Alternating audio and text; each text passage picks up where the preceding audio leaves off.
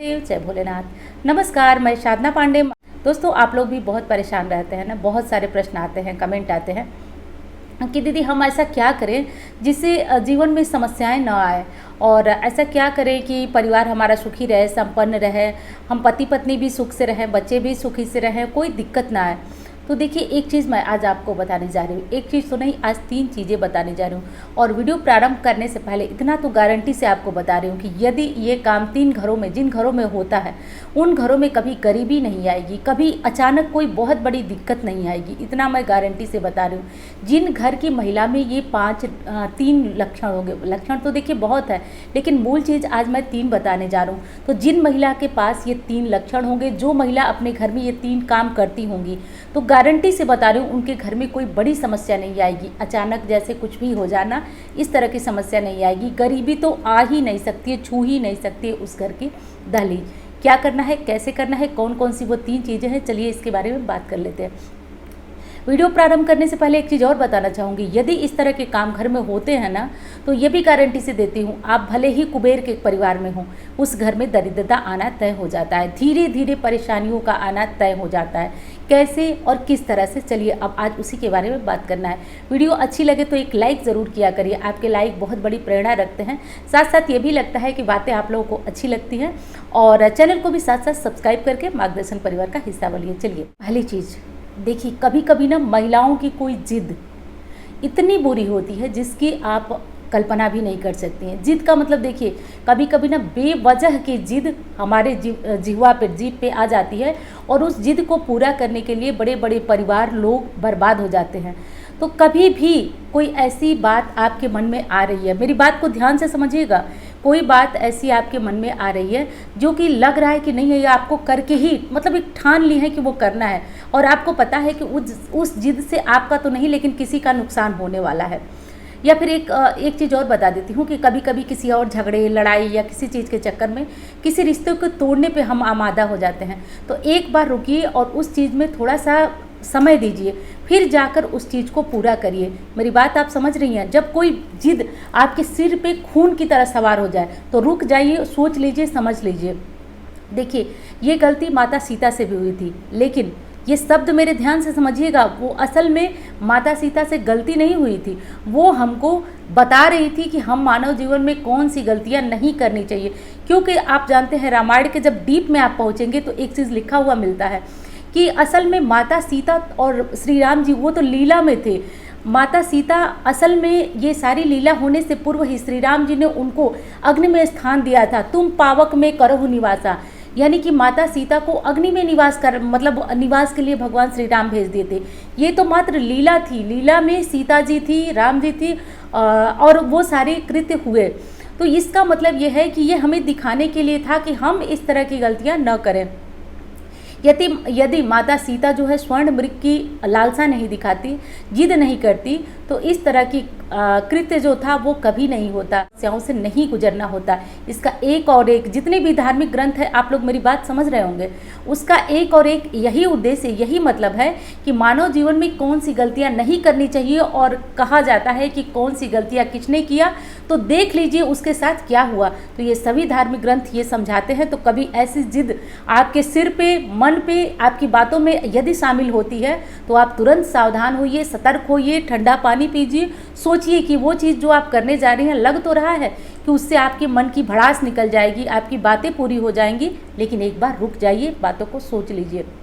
देखिए, कभी कभी ना पति पत्नी मेरे पास आते हैं, उन लोगों की एक समस्या होती है, वो लोग एकदम खून सवार होता है कि अब इससे अलग होना है। तो इस तरह का खून ना कभी कभी होता है कि बहुत दिक्कत, यदि परिवार में, रिश्ते में बहुत ज़्यादा दुराव आ गया है, तब तो मैं भी नहीं कहूँगी कि आप उसको जोड़िए, रखिए, साथ रहिए। लेकिन यदि थोड़ी सी दिक्कत हो गई है, कभी कभी दोनों परिवारों के कारण थोड़ी बहुत दिक्कत आ जाती है, तो ऐसी स्थितियों में आप लोग को थोड़ा समय लेना है, जिद नहीं करना है। यदि हम किसी के आगे झुक जाते हैं ना, तो मैं मानती हूँ झुकने वाला सदा बड़ा होता है। तो कभी भी इस बात के लिए घबराइएगा नहीं, और मेरी बात को ध्यान से समझिएगा। अगर जिद बहुत बड़ी है तो थोड़ा समय ले लीजिए, सोच लीजिए, फिर उसके बाद जो आपकी आत्मा कहती है वो कर लीजिए। चलिए, दूसरी महत्वपूर्ण बात, वो हम महिलाओं को ज़रूर ध्यान देना है। देखिए, महिलाएं घर की धुरी तो होती ही होती हैं, साथ साथ हमारे ही ऊपर बहुत जिम्मेदारी होती है। साथ साथ हम ये भी देखते हैं क्या बन रहा है, क्या बिगड़ रहा है। तो मैं अपनी तरफ से ये चीज़ें आपको बता रही हूँ। बाकी महिलाएं भी वहीं पे बहुत उग्र होती हैं जहाँ पुरुष द्वारा उनका अपमान किया जाता है। तो यदि कोई भी पुरुष मेरी ये वीडियो देख रहे हैं तो आप लोग ध्यान दीजिएगा, किसी भी स्थिति में इस स्तर तक मत किसी को पहुँचने का मौका दीजिए जिससे वो बहुत ज़्यादा क्रोधी हो जाए। देखिए, अपमान की बात जैसे मैंने कहा कि द्रौपदी का अपमान हुआ था, उन्होंने अपने केस खुले रखे कि जब तक वो कौरवों के खून से नहा नहीं लेती तब तक वो अपना केस बंधन। तो इस तरह की चीज़ें ना हमको सिखाने के लिए बनी है, समझाने के लिए बनी है। तो दोनों ही पक्षों से सावधानी रखना चाहिए और ये बात आप लोग समझ भी रहे होंगे अच्छे से। चलिए, अब दूसरी चीज़ महत्वपूर्ण बता रही हूँ और एक चीज़ तो ध्यान दे रही हूँ, अगर वीडियो सुनिएगा तो इस बात पे अमल ज़रूर करिएगा। दूसरी चीज़ क्या करनी, अपने घर से कभी भी कोई आपके घर आता है, कोई रिश्तेदार हो सकता है, कोई भी हो सकता है, कभी उसको भूखे पेट मत जाने दीजिए। यदि आपके घर में खाना नहीं बना है, कुछ नहीं है, या हर कोई खाना तो खा नहीं सकता है, तो आप उसको चाय पानी के लिए पूछिए, कम से कम 1 गिलास पानी दीजिए, लेकिन भूखा मत जाने दीजिए। ये बात मेरी ध्यान से सुनिएगा क्योंकि ये बहुत महत्वपूर्ण है। यदि आप अपने घर में माँ अन्नपूर्णा को प्रसन्न करना चाहती हैं, घर में बरकत, सुख, शांति, खुशी और आप एक गृह लक्ष्मी बनना चाहती हैं, तो कभी भी आपके परिवार से कोई भूखा नहीं लौटना चाहिए। आप पानी के लिए पूछिए, कुछ भी करिए, लेकिन आप उनको 1 गिलास पानी पिलाइए। यदि बहुत एक चीज़ होती है ना कि कोई खाना ही नहीं चाहता, तब तो कोई बात ही अलग है। लेकिन जैसे हम आलस्य बस भी नहीं पूछते हैं कि कौन चाय बनाए, कौन पानी के लिए पूछे, क्या करें, जाने दो, ये किसी काम के नहीं है। कभी ये मत सोचिए कि ये किसी काम के नहीं है, इनसे कोई मतलब नहीं है। सिर्फ मतलब के लिए नहीं, अपने दरवाजे की सम्मान के लिए, इज्जत के लिए और अपने आगे बढ़ने के लिए आप किसी को 1 गिलास पानी पूछे बिना मत जाने दीजिए। दूसरी चीज़ जो कि बहुत महत्वपूर्ण रखनी है, तीसरा क्या है जो महिलाओं के लिए एकदम घातक है, हानिकारक है, जिसे नहीं करना चाहिए।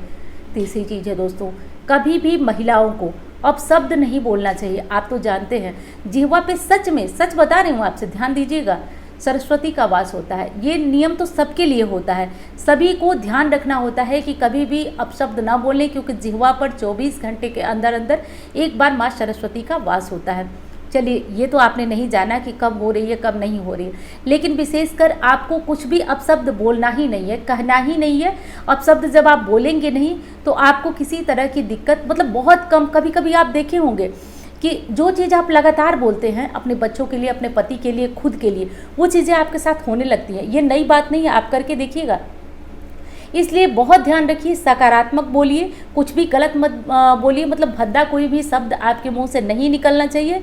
और इसमें पूरी जिम्मेदारी पुरुष भाई लोगों की भी है कि आप लोग भी प्रयास करिए कि औरतों को इस हद तक उनका सम्मान किया जाए कि वो भी सामान्यतया एक गृहिणी बनकर रहना शुरू कर सकें।